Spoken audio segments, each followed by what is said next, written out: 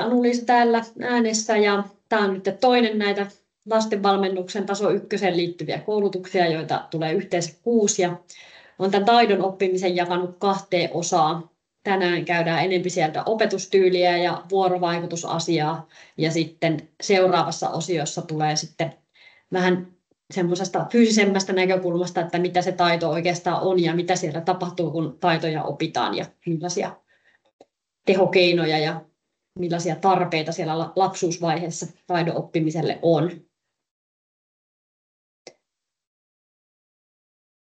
Tuosta seuraavan dian näkyviin. Pienenä kertauksena siihen viime kerran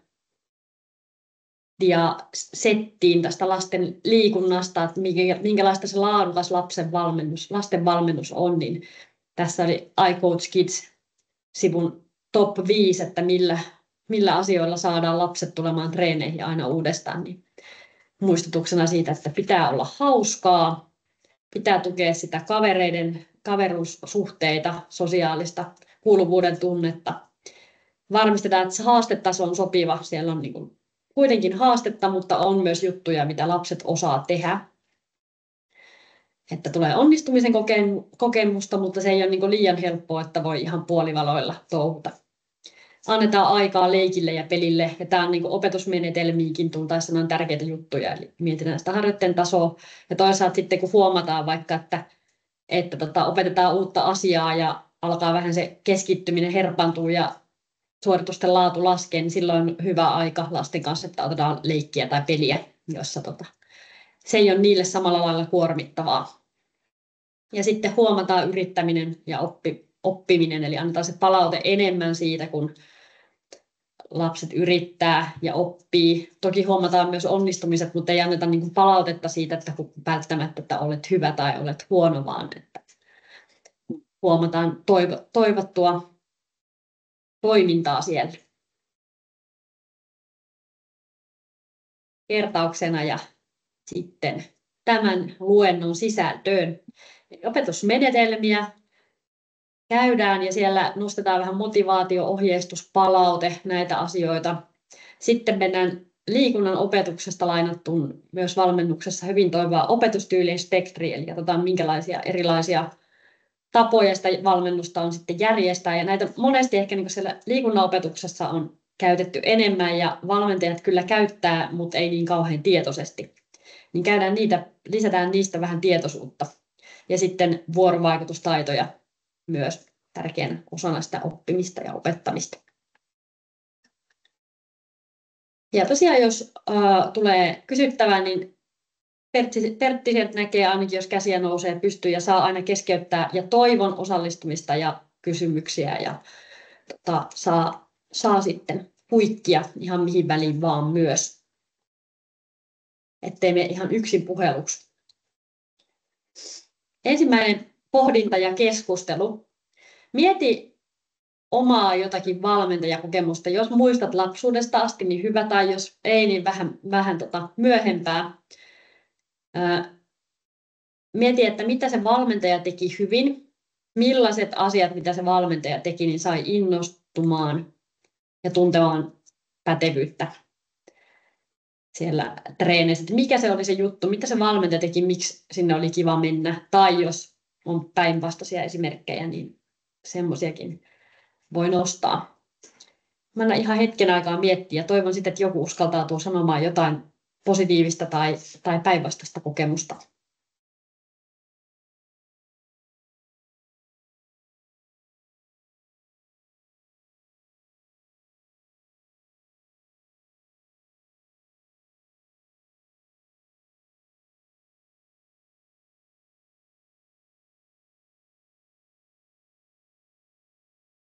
Tulisiko jollakin jotakin? Voi olla ihan joku yksittäinen tilanne, ele tai sanonta tai jotakin, mitä sieltä nousisi.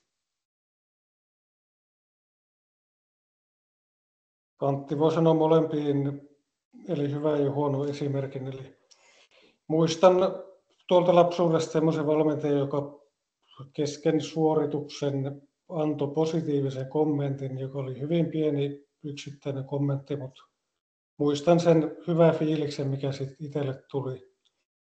Ja sitten muistan myös semmoisen valmentajan, joka on pääpunaisena huutanut ja karjunut, ja se ei ole kyllä koskaan mulle toiminut valmennustyylinä. Joo. Yleensä semmoinen häpeän tunteen luominen ei ainakaan niin kuin edistä sitä oppimista. Ja toisaalta just se, että huomataan ne hyvät jutut, niin lisää sitä motivaatiota. Mulle tulee mieleen yksi valmentaja, joka oli kauhean kova selittämään, sit niin ehkä vähän negatiivisemmassa mielessä, että oli hirvittävän pitkät ohjeet ja moneen asiaa yhtä aikaa niin alppihiihdossa, vaikka että teen näin ja sitten tapahtuu näin ja sitten näin ja sitten nostan vielä käsiä. Saattoi olla vaikka just ennen kisasuorituksen lähtöä, että tuli niin 5 asiaa ohjeistus siinä. Niin jo silloin lapsena se tuntui, niin kuin, että joo, että ole hiljaa, mä lasken nyt, että anna mä lasken. Että vaikka se oli tavallaan niin kuin valmentaja halusi auttaa ja ajatus oli niin kuin hyvä, mutta ei oikein uponnut.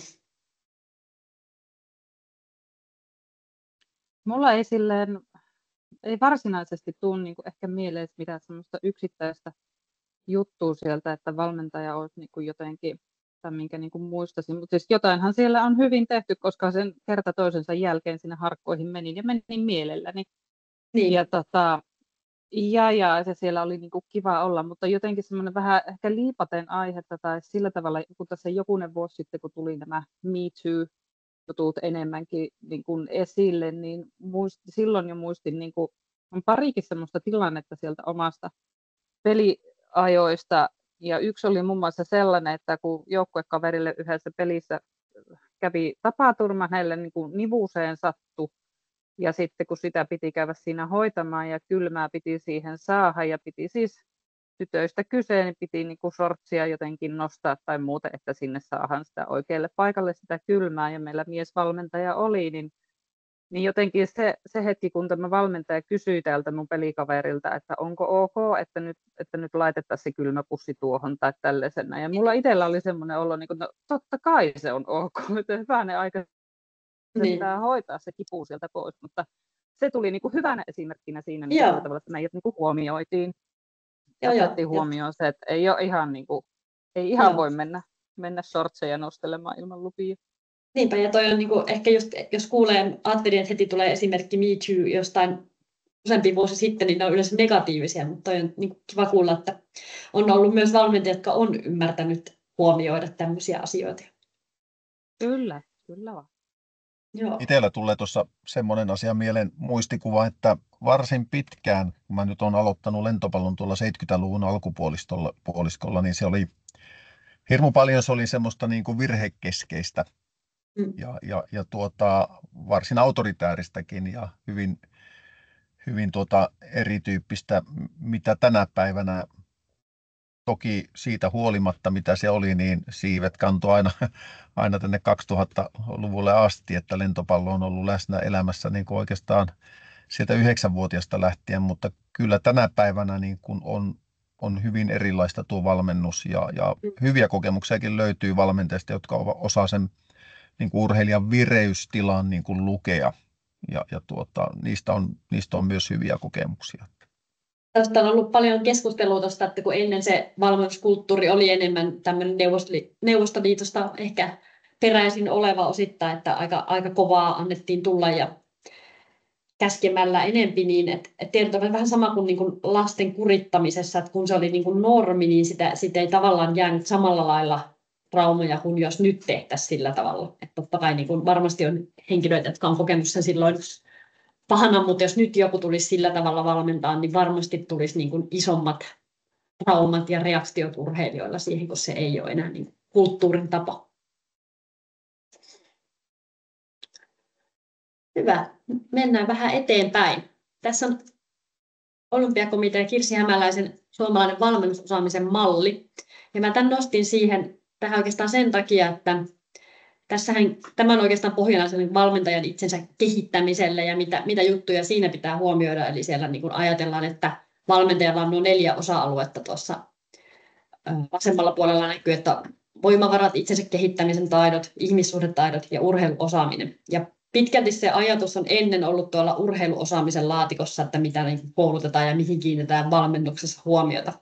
Mutta se on niin kuin vuosien nykyaikaan tultu enemmän holistiseen ihmiskäsitykseen ja ajatellaan ihmisestä kokonaisuutena ja urheilijasta kokonaisuutena ja nähdään myös niin kuin valmentajan tarpeet siellä ihmissuhdetaidoissa, että miten se sen urheiluosaamisen välittää niille urheilijoille, miten se tulee toimeen, osaako se katsoa, että koska puhutaan ja koska ollaan hiljaa. Itsensä kehittämisen taidot, että valmentajahan ei ole valmis silloin, kun se aloittaa valmentamisen tai lopettaa jonkun koulutuksen, vaan koko ajan niin kuin on aina lisää opittavaa. Ja sitten toisaalta myös se, että mikä ne omat voimavarat on ja niiden hallinta ja sen balanssin löytäminen valmentajana. Ne on niin kuin ne osaamistarpeet, jotka juontaa sieltä, että mihin asioihin valmentaja voi urheilijassa vaikuttaa. Ja tässä lukee, että voi vaikuttaa, mutta mä haluaisin sanoa, että mihin valmentaja urheilijassa vaikuttaa, vaikkei haluaisikaan. Että tavallaan jos ajateltaisiin vaan tätä urheiluosaamista ja mentäisiin just sillä tavalla, niin kuin Pertti kertoi esimerkin, niin silti vaikuttaisi tuonne urheilijan kuulumisen tunteeseen tai ihmisenä kasvuun, tai vaikka ajattelisi vaan sitä sisältöä, niin jollain tavalla sitä vaikutusta on. Ja nähdään, että ne on niin kuin tosi tärkeitä juttuja, minne se valmentaja voi urheilijassa vaikuttaa. Semmoisen kuulumisen tunteeseen voi olla lapsia, joilla on vaikka kiusaamista tai on niin kuin, ei ole kauhean hyvää yhteisöä muussa elämässä, mutta joukkueessa saa ollakin ihan täysverinen jäsen. Ja, että se voi olla niin kuin tosi tärkeä juttu. Tai toisaalta jos se puuttuu, niin se tai tuntee olonsa ulkopuoliseksi, niin se voi olla, että se lopettaa tosi monenkin urheilijan harrastuksen, vaikka olisi kuinka paljon saavutettavaa siellä. Urheilijan itsensä kehittämisen taitoihin pystytään vaikuttamaan erilaisilla opetusmenetelmillä, antamalla sille urheilijalle vastuuta, näyttämällä sille, millä tavalla asioita opitaan, opettamalla oppimaan.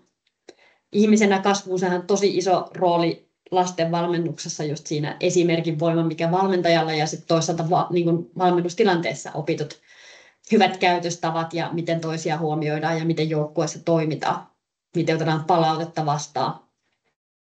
Ja sitten tietenkin tuolla alimpana totta kai ne lajitaidot ja lajiosaaminen urheilijana, fyysisesti kehittyminen ynnä muut on totta kai siellä edelleen tärkeänä, mutta tavallaan ei niin kuin, näitä ei oikeastaan voi erottaa toisistaan, että ne tulee sieltä, vaikka me valmennettaisiin jotakin toista asiaa, niin kuuluu samaan pakettiin.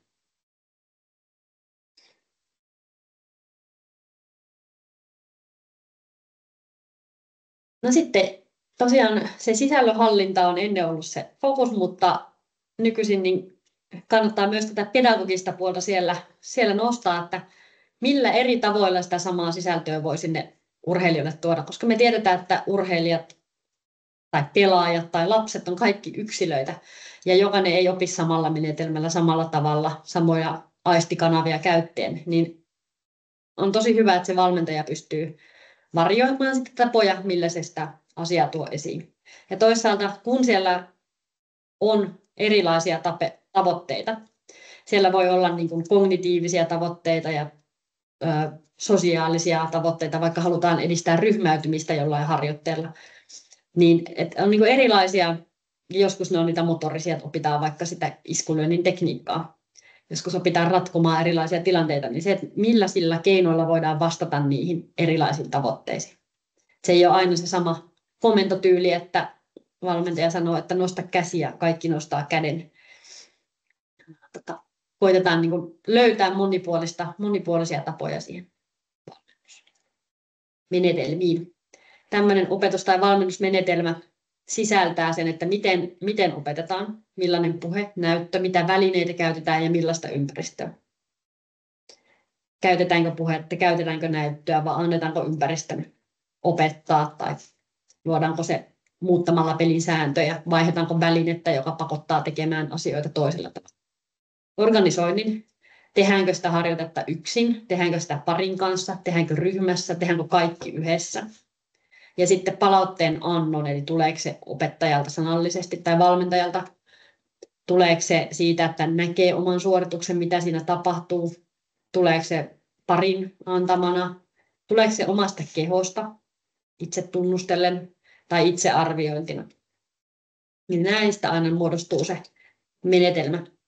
Niihin varsinaisiin tyyleihin mennään tuossa vähän loppupuolella alustusta.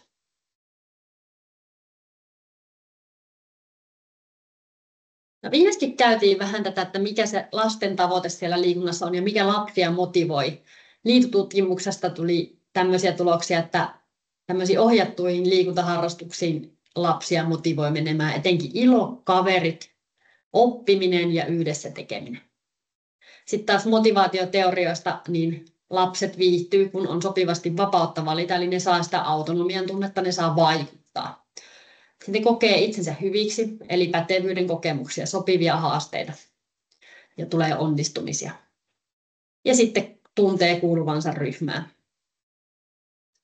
Ja sitä myös valmentajan täytyy sitten osata luoda sinne omalla olemisellaan ja valmentamisellaan.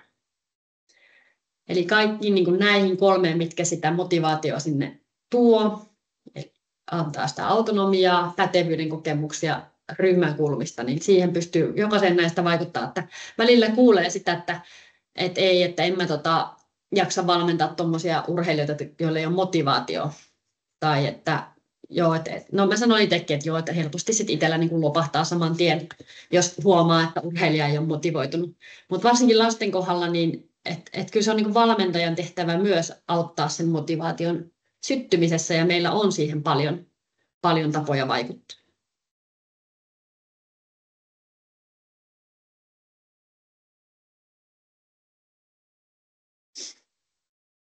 Siinä kun sitä opetustilannetta tai valmennustilannetta sitten lähdetään suunnittelemaan, niin tärkeä perusta on turvallisuus.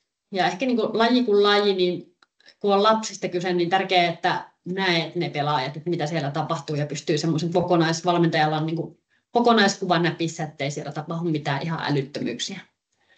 Tuli lentopallosta mieleen, että mitä olisi niin kuin tärkeää huomioida, niin varmasti semmoista ainakin, että ohjataan se, että mihinkä suuntaan ne pallot lentää, ja itse on semmoisella paikalla, että pystyy sitä näkemään. Ja se on, en tiedä kuinka paljon Suomessa, mutta jonkun verran tutkimusta siitä, että lentopallossa päävammat on yllättävän yleisiä niin kuin sen takia, että just saattaa tietenkin lastenreeneissä ne iskut ei tule ihan niin kovaan, mutta jos nyt joku on vaikka selkäverkolle tekee jotain muuta ja toinen sieltä syöttää ja epähuomiossa tulee, niin se ei välttämättä tarvitse olla hirvittävän isokaan sen iskun tai sen voiman, että voi tulla pahaa jälkeen.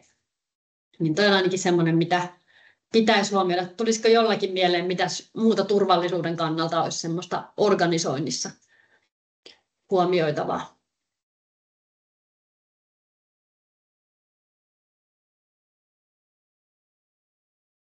No, itsellä ainakin on pitänyt tärkeänä, se nyt ehkä liippaa kyllä vähän tuohon, että ohjaa mihin suuntaan pallot lentävät, mutta se, että niin kuin verkon ali palautetaan pallot, että niitä ei viskota verkon yli, vaan että se palautetaan verkon ali ja sitten sillä tavalla, että ne ei lennä sinne niin kuin jalkoihin, että ei sitten voi niin kuin sen takia sitten, että jos joku pomppaakin pallon päälle, niin siitä sitten lentää nutulle ja sitten on nilikat nurin ynnä muuta. Niin totta, toi on hyvä. Ja pyörivät pallot muutenkin, että niitä ei ole siellä jaloissa. Sitten yksi mikä noilla varsinkin pienillä on, että pallon potkiminen heti pois. Se tulee monella hyvin luonnostaan siltä, että potkitaan. Joo. Sitten muidenkin välineiden kanssa tuli just viimeksi vedin jossain ykköstason puolustajakoulutuksesta kuminauhajumppaa, niin niilläkin alettiin aika nopeasti siellä ritsaa väsäämään. Tämmöisiä, miten niitä välineitä käytetään, miten se on turvallista. Joo, ja tuohon voi niin kuin toki lisätä, että siellä on paljon muitakin turvallisuuteen liittyviä asioita kuin se pallo. Ja noin mitä Tuija ja Anttikin sanoi, niin juuri näin. Ja esimerkiksi syötön opettaminen, syötön harjoittelu, niin kyllä siinä on niin kuin syytä miettiä se, että kaikki syöttää samaan suuntaan, koska lapsia lähtee monesti pallon peräänkin, kun syöttö menee verkkoon ja niin poispäin. Ja sitten saattaakin tulla pallo naamaan, jos se tuleekin sieltä vastakkaisesta suunnasta. Mutta toinen asia on sitten, jos on puulattiat, niin kannattaa kyllä ehdottomasti katsoa sieltä se lattian pinta. On ollut sellaisiakin tapauksia, missä tiikeriä kun on tehty, niin on puutikku mennyt rintalihakseen. Ja sitten kun siellä on niitä erilaisia lätkiä erilaisten voimistelutelineiden pystyttämistä varten ynnä muuta, tai muiden tolppien tämmöisiä peitelätkiä, niin ne tahtoo monesti vähän irvistää siellä, että kyllä niitä kannattaa sitten niin kuin katsoa, että on varmasti turvallista toimia. Joo, ja onhan tässä käynyt maajoukkueen ympäristössäkin yksi lonkkavamma niin, että on törmännyt tolppaan, että ei ollut pehmustetta siinä, ja sitten tietty ne liukastumiset, jos on märkää, missä juodaan ja missä. Lapsilla ehkä se hikoilu ei ole ihan yhtä niin kovaa kuin aikuisissa. Joo, ja tuossa jos aika semmoisen yleisenkin voisi sanoa, että kun harjoitellaan käden liikennopeutta tai pelkästään heittämistä, heittotekniikkaa, niin kyllä mä itse mieluummin käyttäisin vaikka hernepusseja kuin tennispalloja, koska ne tennispallot kimpoilee sitten siellä sun täällä. Ja jos ei sitten se heittokohde ole semmoinen, joka imee sitä energiaa sitten siitä pallosta, että niihin kannattaa kyllä kiinnittää huomiota, niin välttyy monelta harmilta. Kyllä. Ja sitten tietenkin tähän kuuluu myös, miten toimitaan vammatilanteissa. Se tulee sitten, ei tule tässä koulutuksessa, mutta tulee varmasti siellä jossakin myöhemmissä ne nykyaikaiset ohjeistukset. Ease and love, kompressio ja koho ja niin edespäin. Mutta joo, toinen organisoinnissa sitten, että miten sitä tilaa ja välineitä käytetään. Niin toisaalta, että saadaan niin kuin mahdollisimman hyvin se tila käyttöön ja välineitä olisi hyvä olla riittävästi, jotta saataisiin paljon kosketuksia palloon. Että miten saat sen porukan niin, että siellä suurin osa liikkuu yhtä aikaa ja suurin osa saa pallon kosketuksia jatkuvasti. Se vaatii kyllä suunnittelua, että jos ihan niin kuin menee vaan pallon kanssa kokemattomampi valmentaja paikalle, niin voi hetki mennä, että miten se organisoidaan, jos siellä on 20 tenavaa, että hommat pyörii, mutta keinoja on. Niistä varmasti käytännön esimerkkejä jaksoilla tulee. Ja sitten se, että miten saat sitten sen lapsiryhmän toteuttamaan sitä harjoitetta niin, että se lähtee oikeasti käyntiin, niin siinä on hyvä laittaa useammalla eri aistikanavalla se ohjeistus, että ehkä piirretään johonkin, että miten mennään, kokoonnutaan kaikki siihen kuuntelemaan, selitetään ja sitten vielä näytetään. Niin silloin tai sitten jos on joku rutiini, että millä saa tiedot, että tänne tietää mikä harjoitus on ja laittaa pyöriin, niin sitten pystyy ohjeistamaan, homma jo toimii. Siinä on myös hyvä, että vaikka se on huono asia taitojen oppimisessa, jos treeni on aina samanlainen, että ei tule niin variaatio tarpeeksi, mutta rutiineilla on paikkansa ja se on tosi, että niitä saa sieltä kyllä jonkun verran olla, että miten auttaa tosi paljon nopeuttaa sitä organisointia, kun lapset tietää, että mitä tehdään eka ja mitä sitten ja niin edespäin. Vaikka harjoitteet ja sisällöt muuttuu, niin on tietyt paikat, missä ohjeistetaan ja milloin ollaan hiljaa ja muut tämmöiset. Ohjeistuksesta. Selkeä ohjeistus on oppimisen ytimessä ja tämä on niin kuin tärkeää. Sitä kannattaa jo vähän etukäteenkin miettiä, että mitkä on ne ydinasiat, mitkä pitää sanoa, mitkä voi jättää sen varaan, että tekemällä opitaan ja sitten valmentaja tarkentaa. Mitä pienemmät lapset, sen vähemmän puhetta, nopeammin toimintakäynti. Selkeä, lyhyt selitys ja sillä, että kaikki on paikalla, että ne voi nähdä ja kuulla. Kuitenkin tekemällä tapahtuu se oppiminen ja se, että jos se heti aluksi lähtee pikkusen sinne päin, niin sitä pystyy siinä tarkentamaan sitten. Homma jo pyörii. Ja se selitys menee monen minuutin mittaiseksi, niin usein se on se ajatus kulkenut jo maailman ympäri ja sinkoillaan siellä, eikä muisteta, mistä se alkukaan se selitys.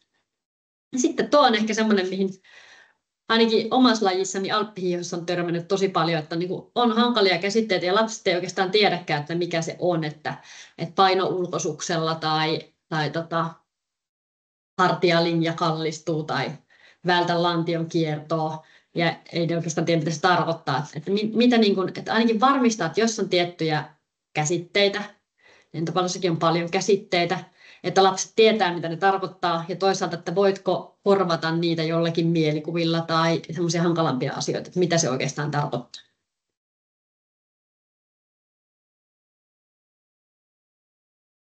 Mutta se ohjeistuksen kannalta aika olennainen meidän tavoite, että jos on tunnin treeni, niin 45 minuuttia liikettä.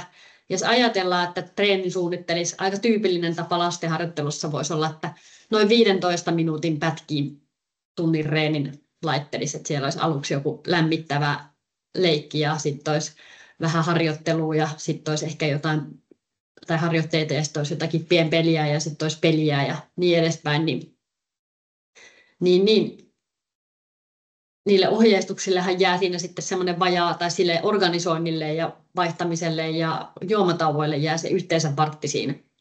Niin se vaatii aika semmoista ytimekästä toimintaa.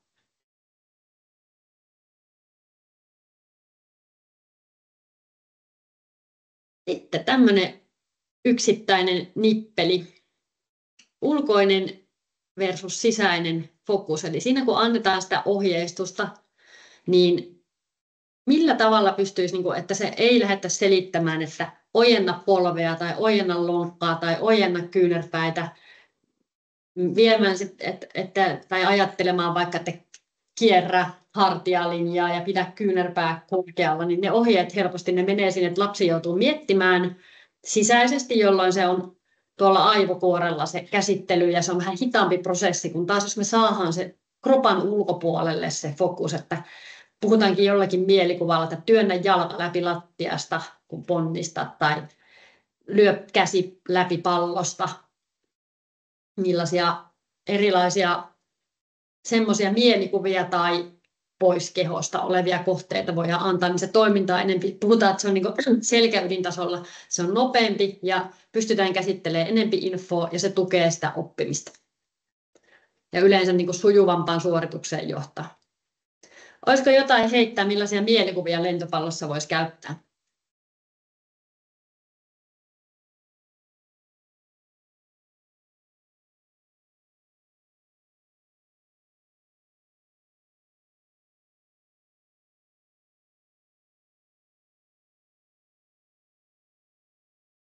No jos tuohon heittää, niin aika perinteisesti me ollaan luotu mielikuvia jostakin lajiteknisestä suoritteesta.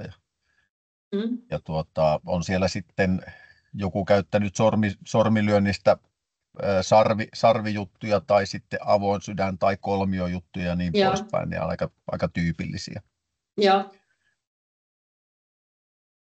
Se pallon läpilyömisestä on itse kuullut puhuttava, ehkä siitä vastaanotossa vaikka, että siellä on minkälainen se, mihin se lautanen siellä osoittaa ja tämmöisiä, että tavallaan luodaan se lauta siihen tai kiihdyttämisestä ehkä voisi sanoa jotakin, millä kuvaisi sitä hitaasta nopeeseen askelien kiihtymistä mutta jollain tavalla muuten kuin niin, että me kauheasti mietitään sitä niin kuin käden asentoa esimerkiksi. Ja varsinkin mitä pienemmissä, niin sitä niin kuin mielikuvituksekkaampaa kielenkäyttöä kannattaa suosia. Joo, ja voisi sanoa niin kuin jostakin iskulyönnistäkin, niin vaikka puhutaan siitä varsinaisesta lyöntiliikkeestä että läpi pallon, niin yksi semmoinen aika helpoin iskulyönnin opettamismenetelmä on sanoa vain, että anna ylävitonen. Niin. Ja sitten vaan sanot, että lyö lujempaa, niin se on siinä. Ja sitten kun jonkunlainen taito on hallussa, niin sekin, että vaikka että minne kohteeseen tai minkälaisella kovuudella tai minkälaisella rytmillä, että vie sitä tavallaan niin kuin sitä kautta erilaiseksi sitä lyöntiä muokkailee. Se voi viedä sitä, ettei liikaa keskity siihen asentoon. Joo, sano vaan. Niin hiukan sivua sama tyyli, että mä oon muun muassa iskulyönnin askelissa niin pyytänyt kuuntelemaan sitä rytmiä, mikä jaloista tulee, eli käyttää sitä ääntä apuna siinä. Just niin. Eikä pelkästään tuijota niitä jalkoja, että miten niitä liikutetaan, vaan kuuntelee, mitkä äänet niistä tulee. Joo, se on just näin. Sama jos alat juoksijassa miettimään omaa juoksutekniikkaa, että missä asennossa se nilkka osuu tuohon, tai toi päkiä osuu maahan tai jotain muuta, niin se huomaa jo itsekin siinä, kuinka kömpelöksen muuttus on ihan sama ilmiö sitten, jos aletaan lyönnissä liikaa mallaamaan, että missä se kyynärpää nyt on. Joo, ja tuossa nimenomaan toi niin kuin terminologia ja käsitteet ja niin poispäin, niin kyllä lasten kanssa kannattaa olla siinä tarkkana ja miettiä noita asioita, koska kehon tunnistaminen tai kehon asennon aistiminenkin on lapselle jo niin kuin todella vaikeaa, niin siinä pitää valmentajan olla tarkkana, että ei takerru liikaa yksityiskohtiin, vaan yrittää sitten avata esimerkiksi vaikka niin kuin kokonaissuorituksen kautta, vaan antaa toistaa mallisuoritus ja kannustaa tekemään, että se on lasten urheilussa kuitenkin oleellista on se innostaminen ja siinä mielessä niin kuin, ja vahvistaa sitä kyvykkyyttä, tunnetta siitä kyvykkyydestä. Että. Voi olla myös joskus, että ne ei välttämättä tiedä, että mikä on reisi ja mikä on pohja, jos puhutaan tämmöistä pienistä lapsista, että jos antaa semmoista ohjetta. Juuri näin. Tai jos vaikka iskuolin sitä tosiaan sanoi, että kyynärpää johtaa, niin menee kyllä niin yli hilseen, että ei ne ymmärrä edes sitä, että no mitä se johtaa se kyynärpää. Niin siinä mielessä niin kun kannattaa todellakin miettiä tarkkaan, että minkälaista ilmaisua käyttää lasten kanssa. Hyvä. No palautteesta tuli jo vähän sitä hyvän huomaamista tuossa esimerkeissä, mutta jo niin kuin siitäkin on ihan taas tutkimusnäyttö, että hyvän suorituksen jälkeen annettu palaute, vaikka se olisi korjaavakin, niin se tehostaa jo oppimista. Eli senkin takia kannattaa antaa sen hyvän suorituksen jälkeen palaute. Mutta sitten totta kai sillä on vaikutus sinne niin kuin kompetenssin kokemiseen ja itseluottamukseen, että kun coachi näkee, kun mä teen hyviä ja se näki tuon ja tulee se fiilis siitä omasta osaamisesta. Ja sitten se, kun ne huomaa, että sen huomion saa sillä, kun tekee jotakin asiaa, niin kun yrittää hyvin tai suoriutuu hyvin, niin se vähentää myös sitä häröilyä siellä helposti. Että toisaalta, jos sillä taas sit aina saa sen huomion, kun tekee jotain typerää, niin se saattaa kannustaa niitä sitten myöskin toimimaan sillä tavalla. Toinen tärkeä, jokainen pelaaja olisi kyllä hyvä huomata henkilökohtaisesti joka reenissä ja se, että niin kun opettelee pelaajien nimet ja oppii tuntemaan niitä vähän paremmin, että voi jollain tavalla niin kun henkilökohtaisesti myös sitten antaa sitä huomiota. Yleisin huomion muoto on se palaute, mutta joskus jos ei ole oikein mitään hyvää sanottavaa, niin voisi olla joku muukin tapa huomioida se pelaaja ja kysellä jotakin siinä sitten fiiliksistä. Ja aina nyt jotakin posiakin varmaan löytyy. Ja ei tarkoita, etteikö sitä korjaavaa palautetta saisi antaa, mutta tämä on niin tärkeä juttu huomata se onnistuminen. Ehkä se on ennen ollut aika yleistä se, sanotaan, että valmentaja, jolla on hyvä virhesilmä, että on niin nähty aina se, että mitä sä teet väärin ja älä tee noin. Vaan että mieluummin keskitytä siihen, että nyt se onnistuu ja mikä se on se korjaava juttu sitten, että ei niinkään huomata sitä virhettä, vaan että nyt kannattaa kokeilla tämmöistä tai kokeilepas miltä tuntuu tai voisiko toimia, jos teet näin.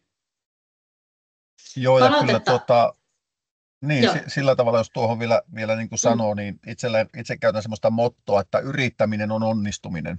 Niin kuin tietyllä tavalla, että kun lapsetkin on hyvin kriittisiä omaa tekemistensä suhteen ja hyvin usein vielä lähtökohtaisesti on se, että mä en osaa.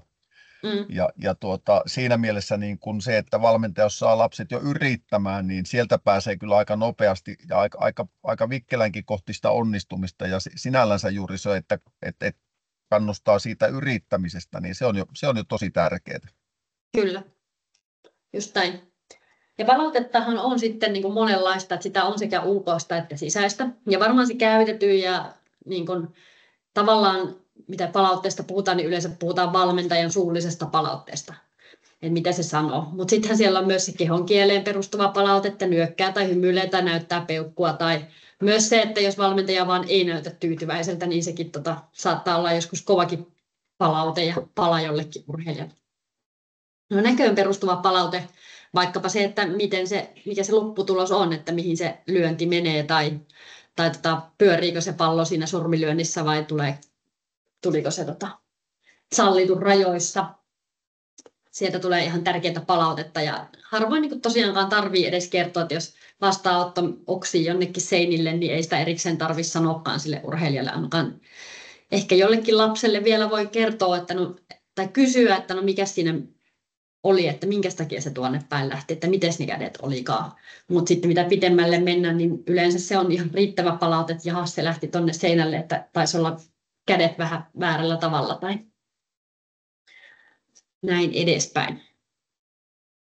No sitten oman suorituksen havainnointi tuottaa myös palautetta.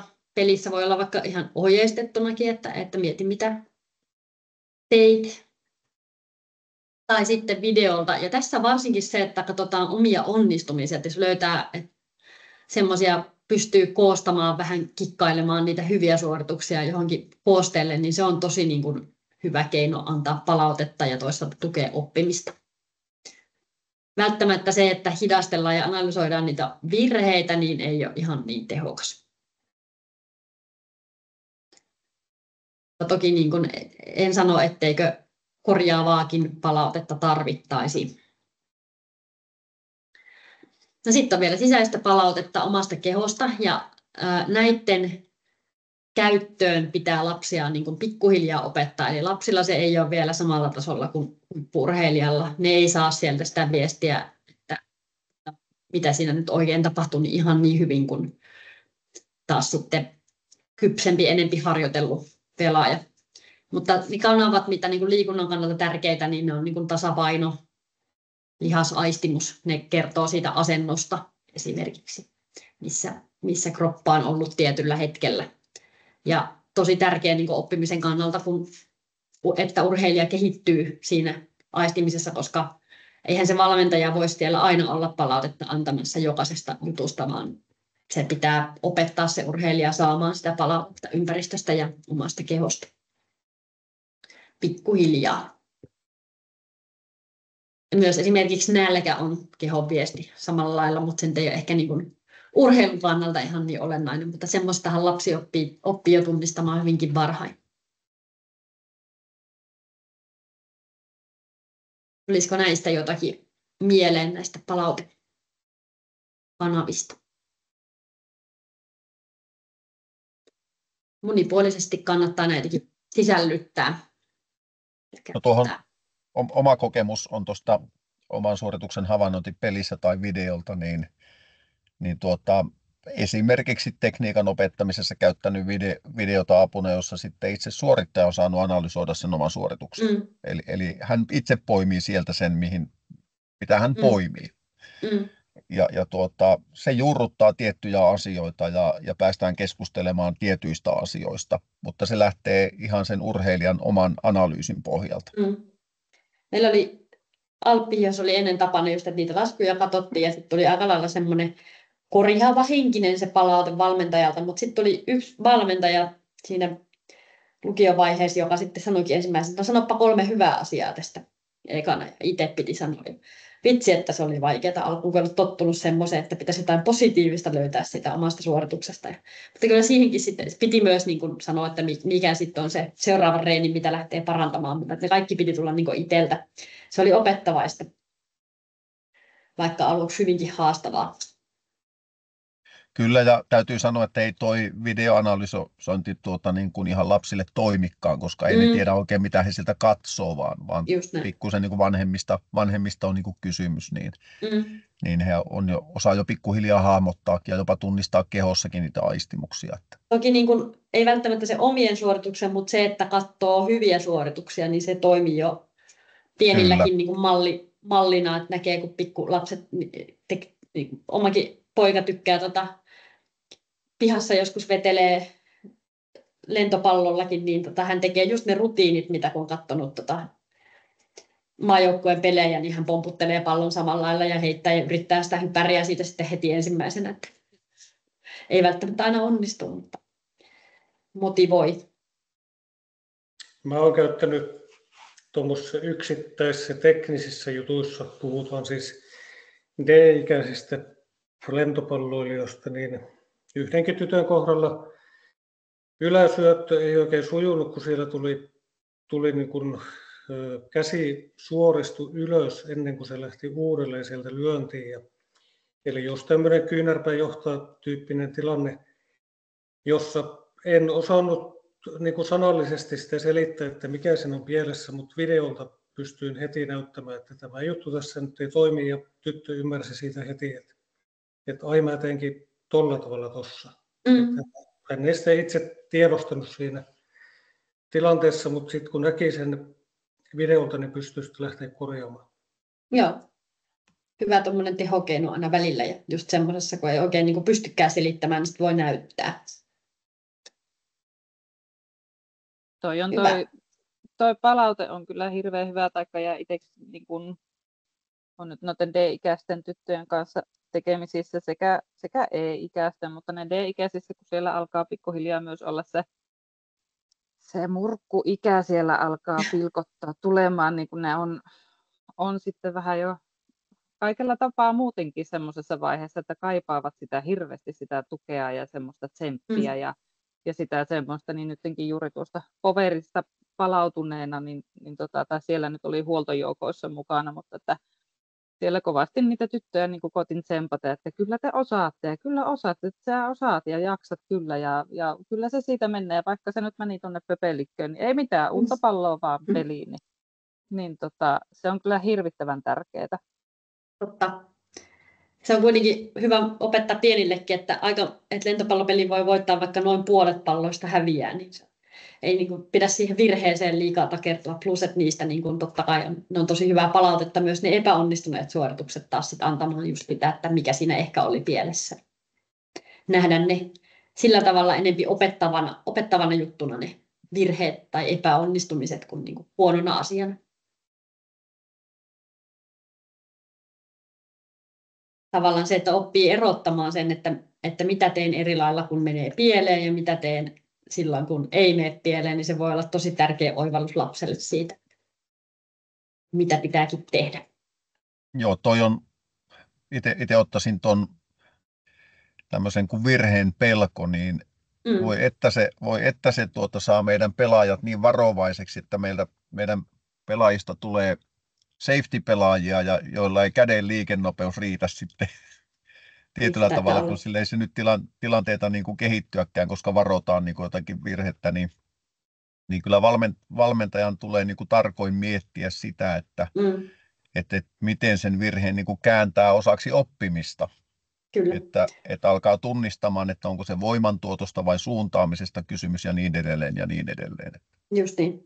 Ja että välillä niitä voidaan tehdä ihan tahallaankin, että nyt lyö niin kovaa kuin vaan pystyt ja nyt niin hiljaa ja sitten etsitään sieltä se oikea tai niin kuin oikea sieltä keskeltä se, mikä toimii hyvin. Ja esimerkkinä voi heittää tuohon vaikka hypärin eli hyppysyötön harjoittelu, niin jos pelaaja jättää kesken esimerkiksi heiton jälkeen vauhtiaskeleet, niin hän ei oikeastaan koskaan tiedä tavallaan sitten, että kuinka kauas se heitto pitää mennä, jos hän ei vie ikään kuin suoritusta loppuun.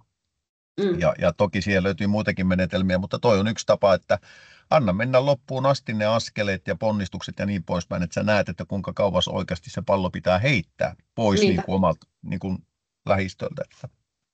Kyllä. Ja siinä virheitä kyllä tulee ja lentopallo tarjoaa ensimmäiset 3-4 vuotta aika paljon virheiden kautta oppimista. Että. Ihan varmasti. Hyvä. Toiminnan ja suoritusten määrä sitten, niin tätä vähän jo sivuttiin, mutta ainakin se, kun niitä harjoituksia suunnitellaan niin, että niin miten vaan saat organisoitua niin, että saa mahdollisimman paljon ne lapset kokeilla ja tehdä monta suoritusta. Tekemällä opitaan, ei jonottamalla tai odottelemalla. Ja tässä just se, että on se mahku, että ehkä jos pystytään käyttämään useampaakin verkkoa joskus, niin aina kannattaa hyödyntää. Ja se, että niitä palloja on tarpeeksi ja tilaa on tarpeeksi, että miten saadaan ne, että siellä ei seiso niin kuin 7 yhden takana jonossa ja kerrallaan odottelemassa. Joo, ja siinä mielessä tuohon, jos ottaa välipuheenvuoron, niin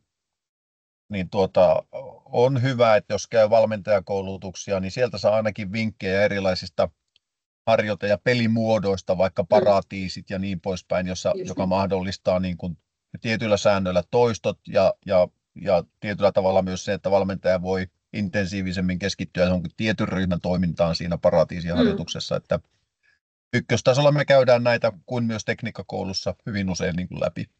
Niinpä. Ja lämmittelyssäkin pystyy jo niitä erilaisia perhosia pyörittelemään siellä, missä saa kaikki tekemään jotakin, käymään läpi. No menikö tässä yli, kun tämä on vähän väärinpäin. No joo. Mäpäs pikkusen, mennään, mulla on 2 diaa väärinpäin, niin otetaan tästä vuorovaikutus lasten valmennuksessa, niin ensinnäkin se, että se vuorovaikutushan on molemmin puolesta, että me voi olla tosi ystävällisiä ja puhua nätisti ja käyttää sellaista huomaavaista kieltä, mutta vuorovaikutukseen kuuluu myös kuitenkin se kuuntelu, että myös sillä lapsella on vain se mahdollisuus sanoa ja olla jotakin mieltä ja vaikuttaa siihen valmentajaan. Että se ei ole pelkästään se valmentajan puhe. Sen avulla rakennetaan sitä yhteistä kieltä ja ymmärrystä, eli me luodaan myös se, että miten se valmennettava ajattelee siitä lentopallosta ja oppii ne termit ja toisaalta niin kuin valmentajan toimintavat ja valmentajan, mitä se milloinkin tarkoittaa, kun se sanoo jotakin. Ja toisaalta just se kuuntelupuoli siellä, niin kun me ymmärretään kysyä siltä lapselta myös kysymyksiä ja kuunnella oikeasti niitä vastauksia, niin saadaan sitä tietoa sitä lapsen oppimisesta ja miten se on sisäistänyt sen asian, mitä on yritetty opettaa. Ja toisaalta niin kuin myös sitä vuorovaikutusta sekä me aikuiset, mutta myös ne lapset, että se on niin kuin tosi tärkeää opetusta niillekin, että ne oppivat vuorovaikuttamaan valmentajan kanssa ja antamaan sitä palautetta tai omaa tuntemusta, vastaamaan kysymyksiin, uskaltavat katsoa silmiin ja toisaalta opetella myös ne tietyt toimintavat, että joukkueessa tervehitään ja millä tavalla mennäänkö ryhmään ja kuka puhuu ja että kaikki uskaltaa osallistua. Tästä muutama tuolla sinisellä pohjalla tärkeitä huomioita. No se huomaavainen puhetapa, että tavallaan tulkinnat tehtäisiin niin kuin lähtökohtaisesti positiivisessa mielessä. Kun joku sanoo jotain, niin ei niin kuin ensimmäisenä aleta kääntämään, että miten tämä voisi ymmärtää. Ja ehkä myöskin vältetään tulkintoja siinä mielessä. Sitten huumori, se on niin kuin hyvä juttu lasten valmennukset, siellä on hauskaa, mutta toisten kustannuksella se, että itsekin tulee sellaista sarkasmia viljeltyä kotiympäristössä paljonkin, että valmennusympäristö, varsinkin jos ei tunne ihan kaikki tosi hyvin, niin se voi kääntyä vähän kiusaamiseksi tai joku voi ymmärtää sen niin väärin ja ottaa sen negatiivisesti, vaikka se olisi huumoria ja tarkoitus on ollut hyvä. Niin sen kanssa saa olla vähän varovainen kyllä lasten kanssa ja kaikkien muidenkin kanssa. Ja sitten tärkeä toi vältä kehon kommentointia. Ehkä nykyaikana on jo suurin osa valmentajista ymmärtää sen, mutta ihan niin kuin jo semmoista, että vaikka niin kuin se on selvää, että ylipainosta ei yleensä kommentoida enää, mutta ei myöskään niin kuin alipainosta tai laajuudesta, tai kun sä oot tommonen kepponen, tai sä oot tommonen lyhyt tai pitkä, tai mitä vaan, niin vältetään semmoisia. Niistä niin kuin ei voi ikinä tietää, että miten kukakin se ottaa ja tulkitsee, ja voi aiheuttaa ikäviä juttuja sitten, vaikka se tarkoitus ei olekaan ilkeä. Ne on hyvä muistaa. Ja tästä kuuntelusta vielä, että se, että miten voi oppia ymmärtää sitä lasta ja sen oppimista ja sen ajattelua, niin ainoastaan kuuntelemalla. Silloin se vaatii sen, että itse osataan olla hiljaa ja toisaalta olla tekemättä tulkintoja, kuunnella se oikeasti ja olla niin välttää sitä, että annetaan heti joku neuvo tai korjaus siihen asiaan. Silloin sillä on vapaus kertoa se niin omin sanoin ja sitä voi vielä niin kuin tarkistaa aina, että ymmärsinkö oikein, että tarkoititko näin, tai että sun mielestä toi meni pieleen sen takia, oliko näin, että sua harmittaa nyt, koska joku toinen sai olla sun kaverin pari, tai jotenkin sillä, että varmistaa sen, että tuleeko väärinkäsityksiä, jolloin se voisi kertoa ja korjata vielä, että olet varmasti ymmärtänyt, mitä se lapsi sanoo. Valmentajilla on tapana olla aika paljon äänessä. Se on tehokasta ja ajatellaan, niin kuin, että se on jollain lailla sitten niin kuin hanskassa valmentajalla ja vähän siinä rooliin kuuluu se, että minä täällä pidän sitä ääntä, mutta että milloin se on se aika kuunnella. Ja se on ymmärrettävää, että lapsillahan saattaa olla tosi paljon asiaa ja ne alkaa kertoa jostain My Little Ponyn jaksosta helposti sitten, jos niin kuin oikeasti alkaa siinä kesken reenin kuuntelemaan ja se ei ehkä ole se paikka. Mutta että olisi se paikka myös milloin, että onko se ennen reeniä tai reenin jälkeen, että voi vähän sen kysellä myös niitä kuulumisia ja että antaa niin kuin lapselle sen mahdollisuuden. Ja ei myöskään sulkea reenin aikana korvia, jos lapsilla on jotakin sanottavaa.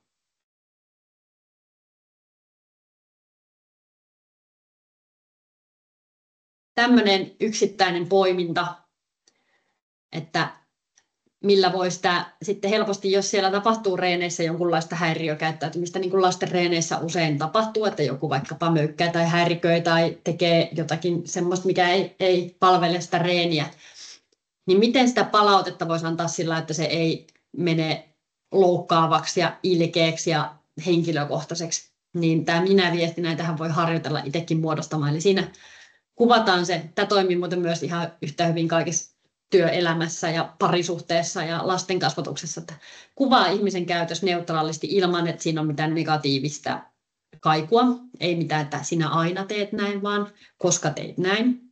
Se vaikutti minuun tällä tavalla ja nyt musta tuntuu tältä. Ja tärkeintä on ymmärtää, että ne tunteet ei kerro siitä, niin kuin, mitä se toinen teki tai hänen käyttäytymisestä, vaan se kertoo meistä itsestä. Tavallaan käännetään se sinne, että minusta tuntuu tältä. Niin se ei ole niin syyttävä ja silloin se ihminen ei mene samalla lailla takajaloille tai puolustuskannalle. Että koska puhuit päälle, kun annoin tuossa ohjetta, niin mä joudun nyt tämän selittämään uudelleen ja se turhauttaa.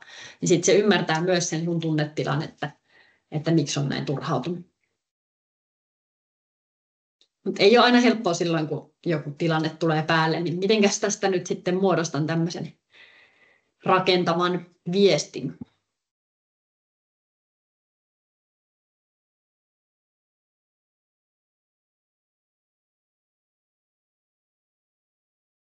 Sitten vielä tärkeä vuorovaikutusta stimuloiva asia siellä harjoitusympäristössä, niin hyvät kysymykset on olemassa monenlaisia. Tietenkin suljetut kysymykset, vaikka että no, mikä fiilis, tai että onko fiilis hyvä, johon vastaus on tai ei. Tai sitten voi olla kysymys, mihin valmentajalla on se vastaus, että mikä oli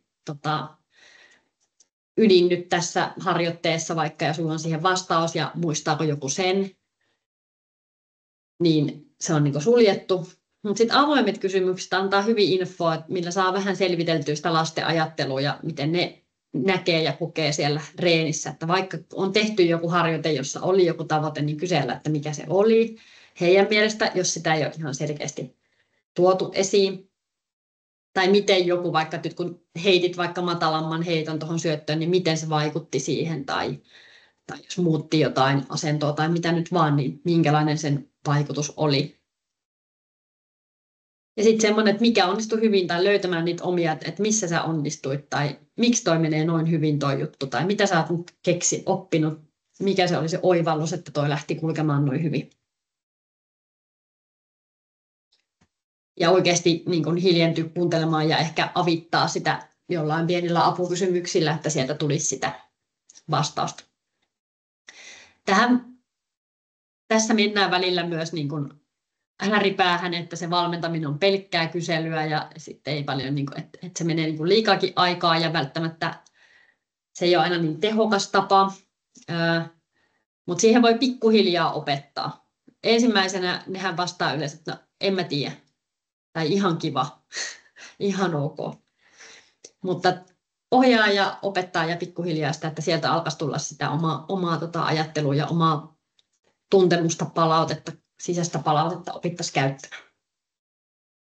Joo, ja kyllä tuossa sitten, kun valmentajan tehtävähän on myös auttaa pelaajia tunnistamaan tilanteita ja sitten ratkaisutyökaluja yhdistämään niin kuin näihin asioihin, niin ihan yhtä lailla juuri nämä, tähänkin liittyy tämä hyvä kysymys, että miten näit sen tilanteen ja silloin se valmentajakin pääsee kiinni siitä, että miksi hän teki tuommoisen ratkaisun ja niin poispäin. Että tai mitä näit. Niin, juuri näin, kyllä. Just näin. Mutta vielä olisi opetustyylien spektriä käytävänä tälle kerralle. Onko tämä tuttu teille, ketä olette kuuntelemassa? Oletteko kuullut tämmöisestä? No en ole ainakaan tuosta opetustyylien spektristä kuullut suoranaisesti. Joo, ei välttämättä ole kauheasti. On se jonkun verran valmennuksessakin käytetty, mutta tosiaan liikunnan opetuksen puolelta tulee enempi. Ja tämä niin kuin lähinnä havainnollistamaan, millaisia erilaisia opetustapoja on ja valmennustapoja. Ja ei tarkoita, että tarvii nyt näiden kirjainten kanssa siellä olla suunnittelemassa jokaista reeniä, vaan enemmänkin niin kuin havainnollistaa, että mitä ehkä voisi sinne lisäillä ja mitä se ehkä on usein itsellä ja miten sitä voisi monipuolistaa. Ja nämä etenee sitä hyvin aikuislähtöisestä kontrolloidusta toiminnasta, lähtee ensimmäiset tyylit ja sitten taas enemmän semmoiseen kohti urheilijalähtöistä toimintaa, jossa on taas sitten enemmän tilaa sille urheilijan omalle arviolle ja toiminnalle. Nämä asetetaan yleensä suunnitelmassa sitten tavoitteita, että siellä voidaan vastata kognitiivisiin tavoitteisiin, sosiaalis-affektiivisiin ja psykomotorisiin. Eli siellä ei ole pelkästään siihen suoritukseen liittyviä, vaan siellä voi olla just se vaikka yhteishengen kasvattaminen sosiaalis-affektiivisena tai kognitiivinen, jossa ongelmanratkaisutaitoa tai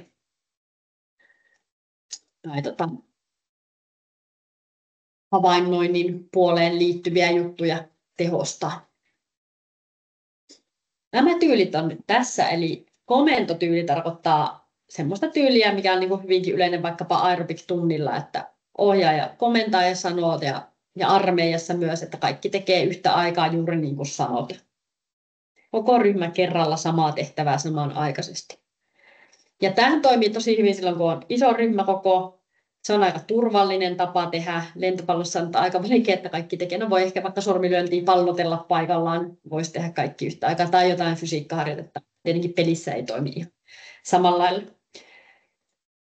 Mutta lapset ei tuossa tyylissä, niillä ei ole niin kuin vaikutusvaltaa, eikä ne voi tuoda mitään näkemyksiä. Että se on vaan se, että tehdään mitä opettaja näyttää. Ja ehkä niin kuin vaikka just fysiikkaosioissa, kun vetää jotakin alkuverryttelyä siinä, niin se saattaa mennä helposti just näin, että no niin sitten 10 kyykkyhyppyä tehdään tässä näin ja kaikki tekee kerralla. Ja näitä tyylejähän voi siis ja kannattaa miksata niin kuin yhteen harjoitukseen sisään erilaisia. Ja tämä tyyli, että vaikka se ehkä niin kuin saadaan kuulostamaan aika vanha-aikaiselta, niin tosi käytetty edelleen ja paikkansa on komentotyylillä, vaikkei ajattelua stimuloi hirveästi. Ja sitten harjoitustyyli, eli tehtäväopetus. Se tarkoittaa sitä, että opettaja antaa ohjeet tai valmentaja ja käynnistää sen harjoitteen. Ja sitten ne harjoittelee ne lapset sitä omaa. Ja tämä voisi olla just vaikka jossakin niin kuin joku yksittäinen suoritus, jota vaikkapa hyökkäysaskeleet, jota ne sitten tekisi siinä. Ja silloin se vapauttaa niin kuin valmentajan antamaan yksilöllistä ohjausta ja palautetta. Eli se ei ole siellä koko ajan edessä näyttämässä, vaan näin tehdään ja sitten hän kiertää siellä ja antaa yksilöllisemmin sitä. Ja se taas tietenkin motivoi niitä keskittymään ja siihen tehtävään niitä lapsia, kun siellä joku kattelee ja antaa sitä palautetta. Ja sitten vuorovaikutustyyli on toisaalta nimeltään pariohjaustyyli. Ja siinä hyödyntää paripalautetta, eli toinen tekee, sitten valmentaja antaa tarkat avaimet, mistä se toinen antaa palautetta. Eli seuraat, että tekeekö se, täyttyykö nämä kohdat, näitä 1 tai 2 kohtaa tai 3 voi ehkä antaa lapselle, että onko heitto tämän korkunen ja osuuko pallo käteen sormiin vai kämmeneen vaikkapa syötössä. Ja sitten toinen antaa siitä palautetta. Se opettaa niitä molempia, sitä paria, joka arvioi analysoimaan sitä liikettä ja toisaalta sitten se toinen saa koko ajan palautetta. Sitten itsearviointityyli. Niin siinä samalla lailla valmentaja antaa ohjeen ja kriteerit, että mitkä on nämä. Että tässä voisi olla vaikka tekniikkakoulun jutuista, että mitkä on ne opetusavaimet vaikka hihalyöntiin. Niin toteutuuko, tee sitä ja mieti itse, toteutuuko nämä avaimet siinä. Oliko ne kädet kukkopilliotteessa ja mitä muuta. Sitten eriytyvä opetus, mitä varmasti joutuu lentopallossakin käyttämään tosi paljon lasten joukkueessa, koska se kirjo siellä taitotasoissa on varmasti moninainen.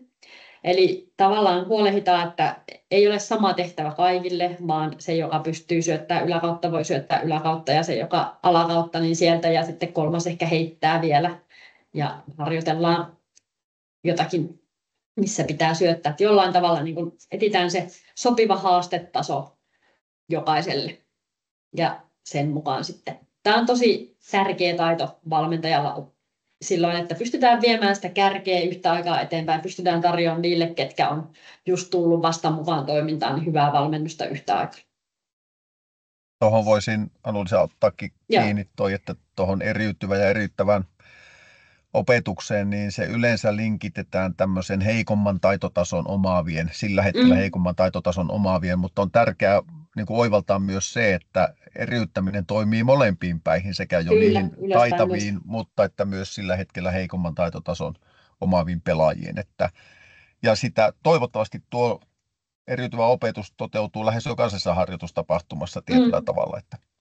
Kyllä.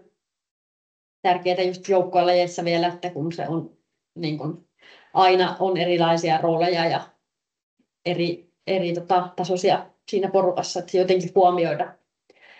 Ja sitten ohjattu oivaltaminen.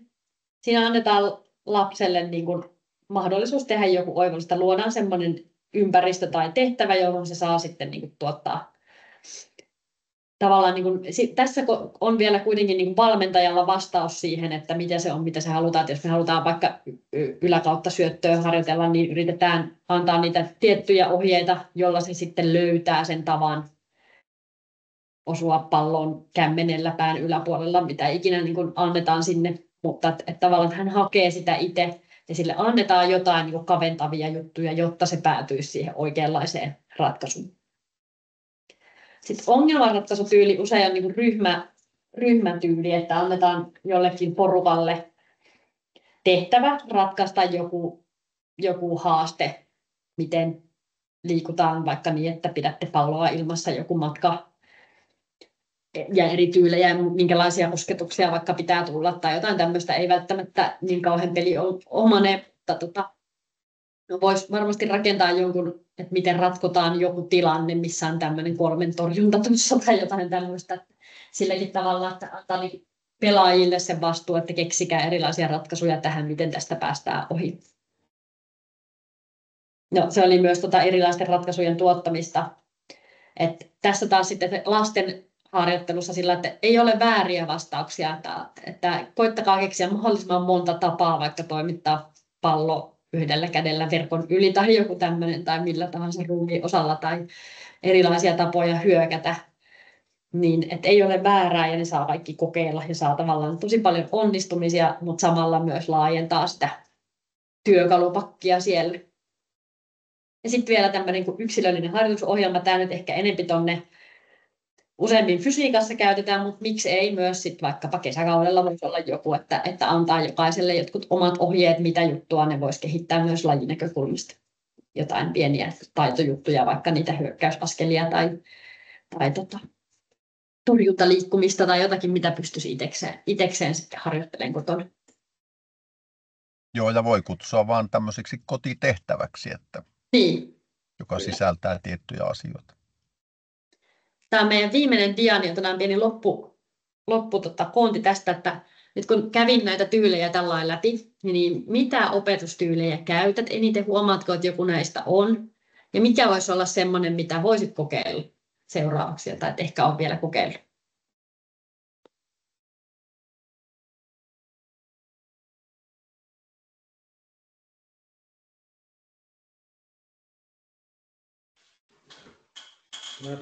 Kun kuuntelin näitä niin kun selityksiä näihin, niin mietin, että mulla on kyllä itsellä melkein kaikki. No ehkä yksilöllinen harjoitusohjelma ei ole semmoisena ollut käytössä, mutta kaikki muut on käytössä riippuen siitä, mitä tehdään.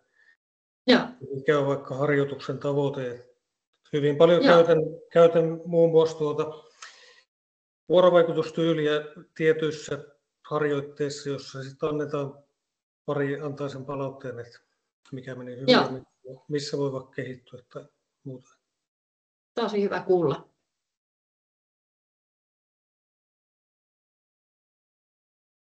Joo, mä voisin myös tuohon niin heittää, että iloisesti sekaisin kaikkea ja aika monesti siihen vaikuttaa myös se urheilija. Että minkä tyyppinen urheilija on niin kuin kysymyksessä sillä hetkellä, niin sekin monesti vaikuttaa. Komentotyylistä yrittänyt paljon päästä pois. Niinpä. Mä huomaan fysiikkavalmentajana käyttäväni kyllä sitä niin kuin tuossa lämmittelyohjaamisessa paljonkin, mutta toki niin kuin yrittää sitä aina värittää sitä fysiikkavalmennustakin. Se on vähän monesti se vaikkapa kuntosaliharjoittelu, niin se on aika sellaista vähän vanhanaikaista ehkä menetelmiltään keskimäärin, että siellä ei kauheasti ole niin kuin tilaa tai oikein sellaista leikkisyyttä luoda sinne, kun siinä on sitten riskit kasvaa, mutta eri lailla totta kai se, että miten sitä palautetta sitten annetaan ja millä tavalla niin kuin pääseekö urheilijat vaikuttamaan vaikka liikevalintoihin, niin siinä pystyy kyllä joustamaan. Joo, itselläni on varmaan myös vähän pikkasen niin kuin sekaisin näitä kaikkia, ehkä vähän vähemmän just tuota yksilöllistä harjoitusohjelmaa tai sitten ehkä erilaisten ratkaisujenkin tuottamista, niin niitä nyt on vähempää.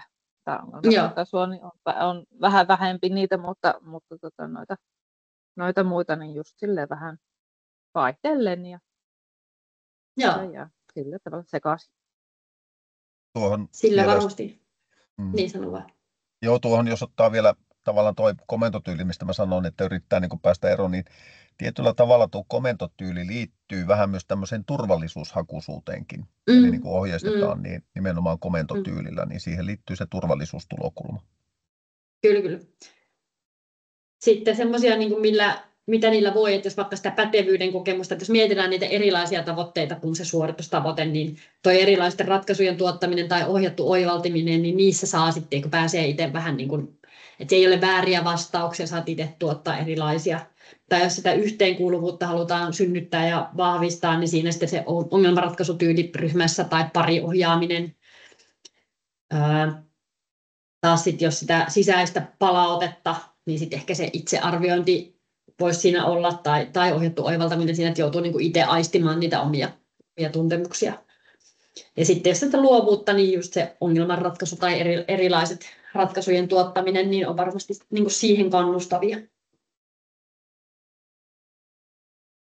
Hyvä, me ollaan ainakin aika käytetty, mikä oli varattu ja vähän enemmänkin, niin jatketaan ensi viikolla muistaakseni sitten tuolta vähän mennään syvemmälle sinne taitojen harjoitteluun ja mitä se on, mitä ne taidot on ja miten ne kehittyy ja mitä siinä tapahtuu. Kiitos tämän illan osalta. Joo, kiitos Anu ja minä päätän tähän kohtaan tämän tämän nauhoituksen ja nauhoitus on päättynyt ja mikäli on